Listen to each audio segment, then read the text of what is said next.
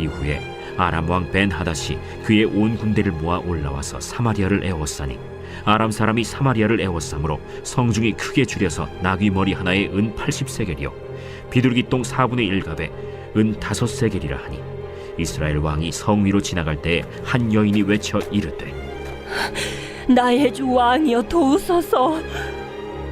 여호와께서 너를 돕지 아니하시면 내가 무엇으로 너를 도우랴? 타작마당으로 말미암아 하겠느냐? 포도주 틀로 말미암아 하겠느냐?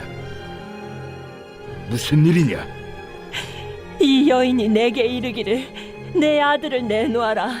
우리가 오늘 먹고 내일은 내 아들을 먹자 하매 우리가 드디어 내 아들을 삶아 먹었더니 이튿날에 내가 그 여인에게 이르되 내 아들을 내놓아라 우리가 먹으리라 하나 그가 그의 아들을 숨겼나이다. 왕이 그 여인의 말을 듣고 자기 옷을 찢으니라. 그가 성 위로 지나갈 때 백성이 본즉 그의 속살에 굵은 배를 입었더라. 사밧의 아들 엘리사의 머리가 오늘 그 몸에 붙어 있으면 하나님이 내게 벌 위에 벌을 내리실지로다. 그때 엘리사가 그의 집에 앉아 있고 장로들이 그와 함께 앉아 있는데 왕이 자기 처소에서 사람을 보냈더니 그 사자가 이르기 전에 엘리사가 장로들에게 이르되 너희는 이 살인한 자의 아들이 내 머리를 베려고 사람을 보내는 것을 보느냐? 너희는 보다가 사자가 오거든 문을 닫고 문 안에 들이지 말라. 그의 주인의 발소리가 그의 뒤에서 나지 아니하느냐? 하고 무리와 말을 할 때 그 사자가 그에게 이르니라. 왕이 이르되 이 재앙이 여호와께로부터 나왔으니 어찌 더 여호와를 기다리리요? 엘리사가 이르되 여호와의 말씀을 들을지어다. 여호와께서 이르시되 내일 이맘때에 사마리아 성문에서 고운 밀가루 한 사알을 한 세겔로 매매하고 보리 2사알을 한 세겔로 매매하리라 하셨느니라. 그때 왕이 그의 손에 의지하는 자 곧 한 장관이 하나님의 사람에게 대답하여 이르되 여호와께서 하늘의 창을 내신들 어찌 이런 일이 있으리요? 내가 내 눈으로 보리라. 그러나 그것을 먹지는 못하리라. 할렐루야. 오늘도 주님의 역사를 경험하는 하루 되시길 축복합니다. 우리는 삶 속에서 감당하지 못할 문제를 마주할 때가 있습니다. 내 힘으론 도저히 해결할 수 없는 상황 속에 있을 때가 있습니다. 그럴 때 우리는 어떻게 해야 할까요? 오늘 사방이 가로막혀 해결할 방법이 없는 상황 속에 처해 있던 나라가 있었습니다. 바로 북이스라엘이었습니다. 24절 말씀입니다. 이후에 아람 왕 벤하닷이 그의 온 군대를 모아 올라와서 사마리아를 에워싸니 사마리아는 북이스라엘의 수도입니다. 지금 아람 군대가 사마리아를 에워쌌습니다. 성으로 들어가는 물자 반입을 막았고 성 안에 있는 사람들은 점점 고립되어 갔습니다. 북이스라엘 사람들은 사방이 가로막혀 성 밖으로 나오지도 못하는 상황이었습니다. 시간이 지날수록 어떻게 되었을까요? 25절 말씀입니다. 아람 사람이 사마리아를 에워싸므로 성중이 크게 줄여서 나귀 머리 하나에 은 80세겔이요 비둘기 똥 4분의 1값에 은 5세겔이라 하니 고립된 사마리아 성은 점점 굶주리게 됩니다. 사람이 살아가는데 기본적으로 필요한 것, 의식주 중에서도 식에 해당하는 먹는 문제는 생명과 직결된 정말 중요한 문제입니다. 지금 사마리아 성에 먹는 문제가 심각했습니다. 25절을 보니 나귀 머리 하나에 은 80세겔이요. 나귀 머리는 평소 같으면 먹을 생각조차 하지 않을 음식입니다. 나귀 머리가 얼마에 거래되냐면 은 80세겔, 노동자의 320일 품삯입니다. 비둘기 똥 4분의 1 값에 은 5세겔이라. 비둘기 똥은 어떻습니까? 은 5세겔, 노동자의 20일 품삯입니다. 나귀 머리와 같이 무가치하다고 여겨지는 것들을 비싼 값을 주고 구입해야 할 정도로 사마리아 성안 사람들은 살기 매우 힘들었습니다. 이러한 상황 속에서 한 여인이 북이스라엘 왕을 찾아갑니다. 그리고 왕에게 도움을 구합니다. 그에 대한 대답이 27절 말씀입니다.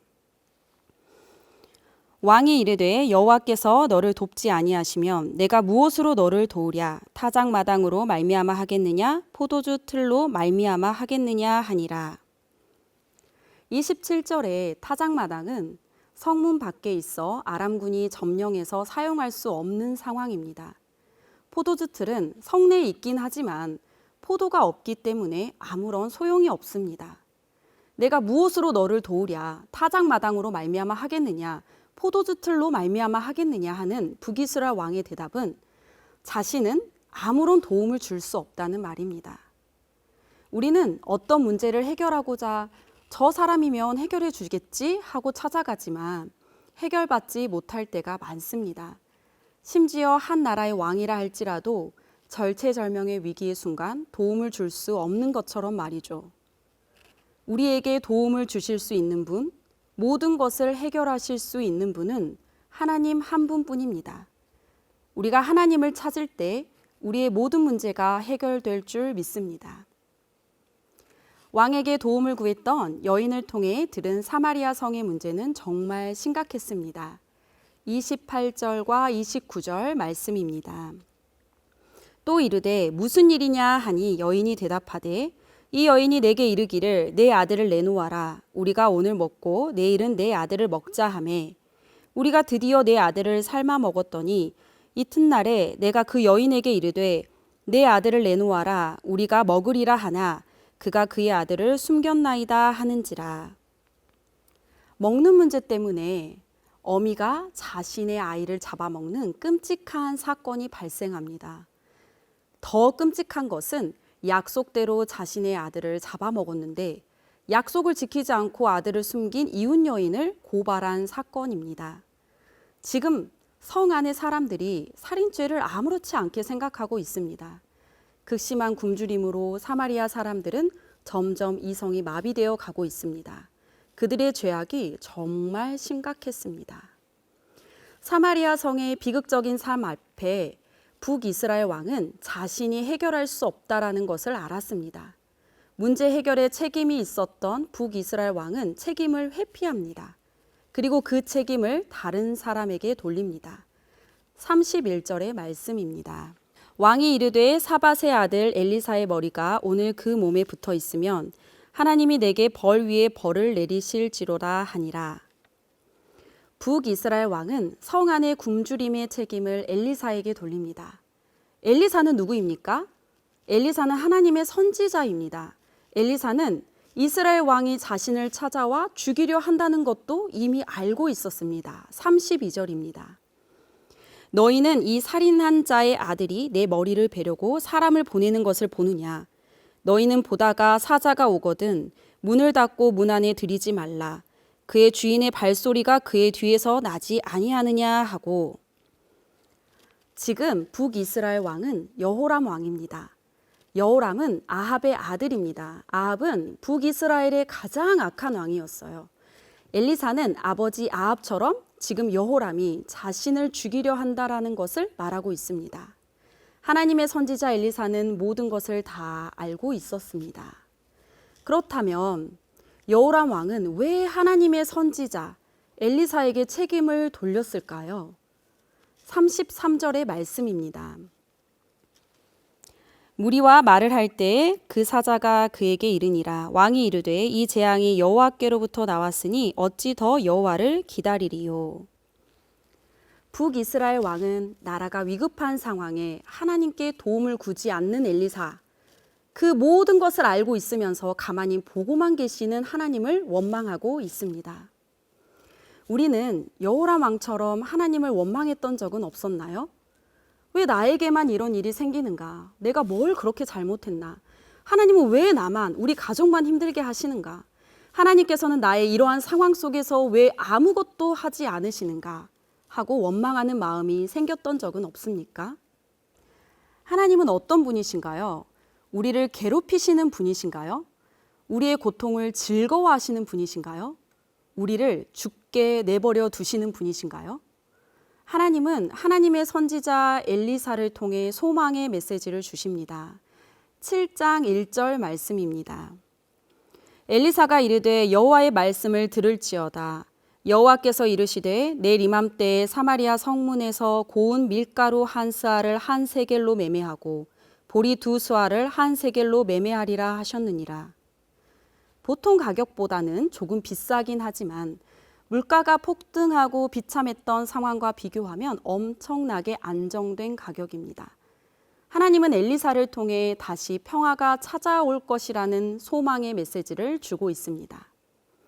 하나님은 사마리아 성 안의 사람들이 엘리사의 예언이 성취되는 것을 보고 하나님만이 진짜 왕이심을, 삶의 참 주인 되심을 깨닫고 말씀 앞에, 하나님 앞에 돌아와 그동안 죄악된 삶을 뉘우치며 진정으로 회개하기를 원하셨습니다.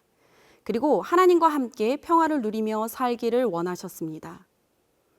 여러분, 이런 소망의 메시지를 들을 때 어떠신가요? 하나님이 하실 일들이 기대되지 않습니까?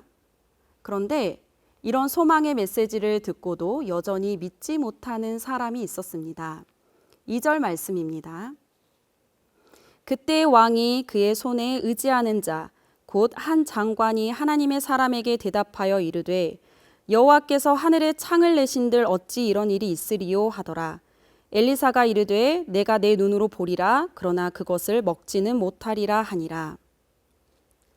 하나님께서 노아의 홍수 때처럼 하늘에 창을 내시고 쏟아졌던 비 대신 곡식을 쏟아주신들 물가가 다시 안정되겠느냐는 것입니다.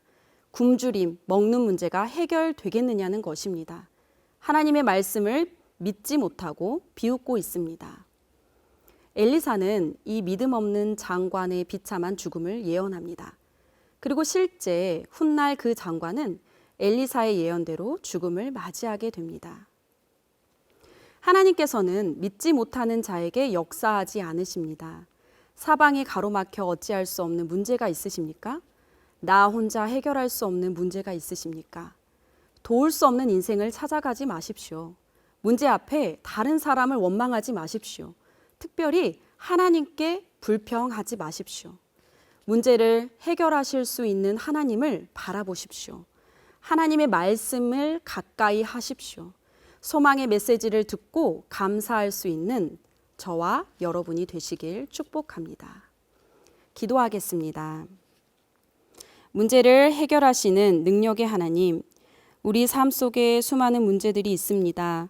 건강의 문제, 직장의 문제, 가정의 문제, 학업의 문제, 자녀의 문제, 경제적인 문제, 우리의 힘으로 도저히 해결할 수 없어 좌절하고 낭망할 때가 너무나도 많았습니다.